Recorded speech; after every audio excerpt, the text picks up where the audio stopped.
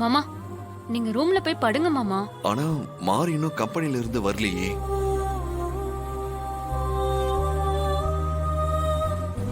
மாமா கம்பெனில வேலை அதிகமா இருக்கும்ல, நான் வேணா மாரிக்கு ஃபோன் பண்ணட்டுமா?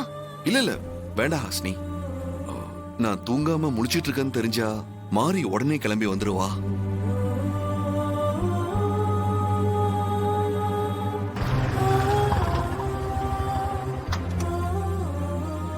அண்ணே 2 நிமிஷம் இருங்க, வந்துடுறேன். சரிம்மா. சோ மாறி வர வரைக்கும் நான் இங்கேயே வெயிட் சூர்யா பண்றேன். சார், வாங்க வெண்ணிலா. வெண்ணிலா எதுக்காக அழறீங்க? என்னாச்சு? வெண்ணிலா என்னாச்சு? ஏன் அழறீங்க?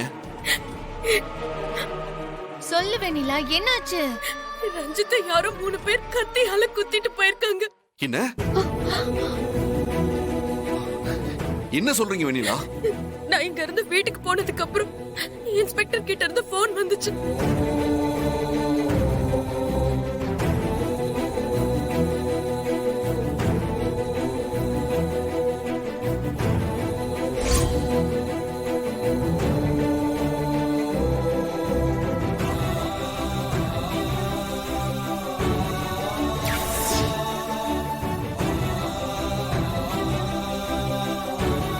ஆபரேஷன் பண்ணாலும் உயிரை காப்பாத்த முடியுமான்னு தெரியல.